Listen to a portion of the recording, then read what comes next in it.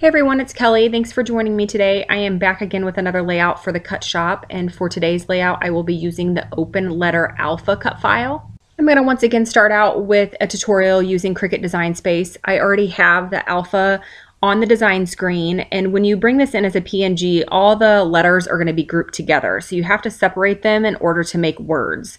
So I'm doing the same technique that I did in my last video, which I will link to in the description below, where I'm just inserting a square and then I'm slicing out each individual letter. So I'm going to go ahead and do that a couple more times. Once you have already removed one letter from the cut file, you're not going to be able to use the select all tab anymore. You're going to have to make sure that you just have the square and then the cut file selected. The reason for that is you can only slice 2 layers at a time.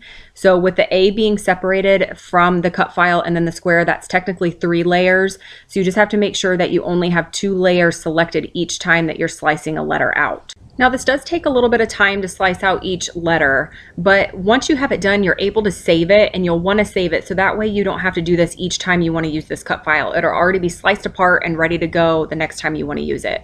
So I'm going to show you one more time here. I'm inserting a square. I'm going to lay it on top of the C. And then while the square is highlighted, I'm going to hold the shift key down and then click on the cut file. And then you can see here where I'm pointing on the screen, the square and the cut file are both a gray color, and that means that you have both of those images selected on the design screen. So you're going to be able to slice out that letter. So I've skipped ahead to where the letters are all individual, and now I'm going to go in and save this so that way it's going to save exactly like you see it on the screen. Each of the letters will be individual. So each time that I want to go in, I can go into my projects and open whatever I title this as, which I title it as the open letter alpha individual. You can call it whatever you want as long as you know what it is.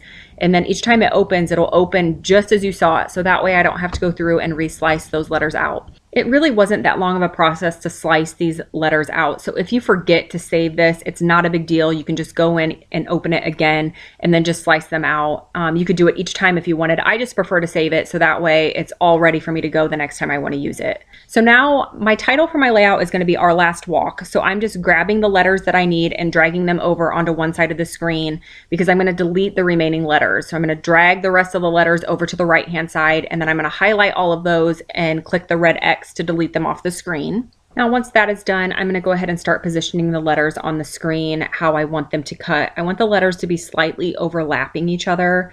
And then when I drag this W up, obviously I only have one A and one L. So I'm just going to highlight the A, hit the copy button and the paste button, and then it's going to copy and paste it for me. I'm going to repeat that for the L, so that way I have the A and the L for the word walk. Now this next step is the absolute most important part to using this cut file if you have the letters overlapped. You have to make sure that you weld the letters together. Grouping them and attaching them will not work if they are overlapping. The reason that is because when you go to cut it, it's still going to cut each letter individually, even though they're laying on top of each other. So it's just totally going to botch up the word. And I'm telling you this from experience because the first time I went to cut these letters, I forgot to weld them and I couldn't even tell what the words were. So I went back in and recorded this to show you how to weld them. So you're going to highlight the word, and then you're going to go over to the layers tab and you're going to click on the weld, and then it's going to group the word together so that way you can move it around and resize it as one individual image. But when you go to cut it, it's going to cut it just like you see it. It won't cut the letters out individually, which will make it so you can tell what the words actually say. Now this next step is not necessary, but it is something that I tend to do on my layouts. I'm inserting a square and I'm going to size it to 12 by 12. And that's going to give me a good representation of what my scrapbook page is, so I know how large I want the title to be. I like to change the square to white. I don't know why, I just do. It doesn't really matter what color it is. And then I'm going to drag the title over. It's going to want to hide behind that square, so I'm just right clicking and then selecting bring to front. So it's going to bring it to the front of the white square. And this just helps me know how large I want the title to be. I work much better visually than I do with measurements. So in just a second, I'm going to insert another square and I'm going to size it to the size that I know my photo will roughly be, so that way I know the title isn't going to take up too much space on the layout. Now if I were just to grab that bottom right hand arrow and drag, that would just make the square larger. So I need to turn this into a rectangle because my photo is roughly 4 by 6. So to do that, I'm going to click on that little lock kind of looks like a padlock in between the height and the width, and that's going to unlock it and allow me to enter the measurement of 4x6. So now I can put it onto the layout and see that my title will still fit onto the layout even with the 4x6 photo. I thought that was going to be the original design for my layout, as I was going to have the title on the left with the photo, but I end up switching it out. So now I am ready to cut. I just need to make sure I delete both of the white square and then also the rectangle that I had in place for the photo, because I don't want to cut those two images. Now remember, wherever this is showing on the cutting mat is exactly where it will cut your paper. So if you want to move it around, you can. For me, it didn't really matter because I was just going to be cutting it onto white cardstock. So I've removed the letters from my cutting mat, and now I'm just adhering them down onto some dark charcoal gray cardstock. I love the effect that this cut file has when you back it against dark papers. It just really helps the title pop off the page. Once I have this all adhered down, I'm just going to fussy cut each of the words out, which you will see there. Now this next part is sped up really fast, mainly because I don't end up using it on this layout. I do end up using this background on a different layout, which I will link to in the description below, so you can kind of see how I ended up salvaging and saving this paper, because I hated that. I felt like I ruined it by doing this mixed media on it, and I love this pattern paper. But I thought I wanted to add some mixed media to this layout. So I grabbed some different products. I used some Color Shine, I used some shimmers. I'm just using the packaging technique and the brayer technique to get some color onto the paper, and it's just not going the way that I want it to go. So as I'm deciding that I don't like it, I'm also thinking that maybe I can fix it. So what do I do to fix it? I just add a ton more mixed media to this layout. I keep adding color, I keep adding water, and it just turns into a mess. So I end up swapping it out for another sheet of this pattern paper. I do get the paper kit when I get my hip kit, so I always have 2 pieces of paper. So I'm not as afraid to play and mess around with mixed media on these papers because I know I always have a spare. So I've backed my photo on a couple of the Project Life cards from Hip Kit Club, and then all of that ephemera pieces that you see are from the May kits also.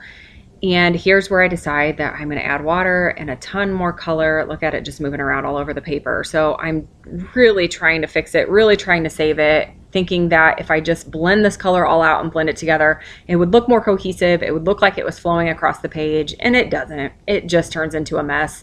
And I keep playing with it. I'm going to play with it some more here in a second. And I just, right there, I was like, oh, I don't like it. And it was almost initially that I knew that I wasn't loving how this color was going on. I think my first mistake was I used too much pressure when I was using the brayer. So the pink went on a lot heavier than what I intended it to. And then I knew I had to counteract that with some yellow, and then it just blew up from there. And I, at this point, decide it is not working. So I turned off the camera and I played around for a while off camera after my mixed media disaster. And I decided to go with a diagonal theme. I decided to follow the flow of the paper. It has that diagonal pattern that's going across. So I placed my title at the top, and then I did back my photo with another layer from a pattern paper from the Hip Kit Club. And now I'm just pulling in some ephemera pieces, and I'm just playing around. And that heart is actually an acrylic piece from Heidi Swap. It doesn't end up making it onto the layout, but I do like how it's looking now that I see it there.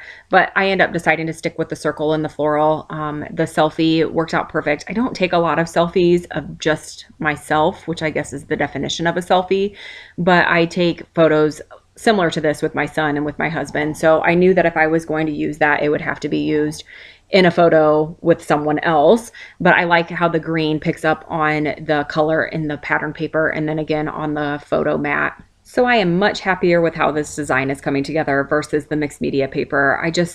I really, really like mixed media, but sometimes a clean layout is fun also. So I am just bringing in more ephemera pieces, just trying to make some clusters here and there, just grouping things together, seeing what looks pleasing to the eye. So as I'm looking at the layout, I'm feeling like the right-hand side of the layout and the bottom of the layout is looking a little plain. So I'm going to start bringing in some papers to try to decide if I want to trim off a little bit of this pattern paper that I'm using as my background and add a little bit of trim just to give some visual interest to the layout. So I try multiple papers, but I can't decide on anything. So I go back to adding some more embellishments. I do add a puffy cloud sticker from the Hip Kit Club up next to that heart. And then I'm going to add a silver heart from Freckled Fawn. And then I come in with some Pink Fresh Studio puffy sequin stickers, and I do scatter those around the page.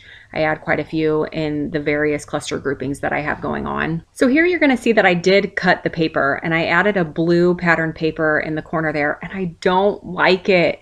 So I decide that I'm going to piece back on the part that I cut off, and I just add some stitching, and it actually had a really cool effect. I actually like how it turned out. It just gave it a little bit of texture and a little bit of variation, which is what I was looking for. So here you can see the close-ups. I actually had quite a few bumps in the road with this layout, but I'm really happy with how the end result turned out. I have a couple more layouts and a couple more videos planned for this month, so I will be back again soon. Thank you so much for watching.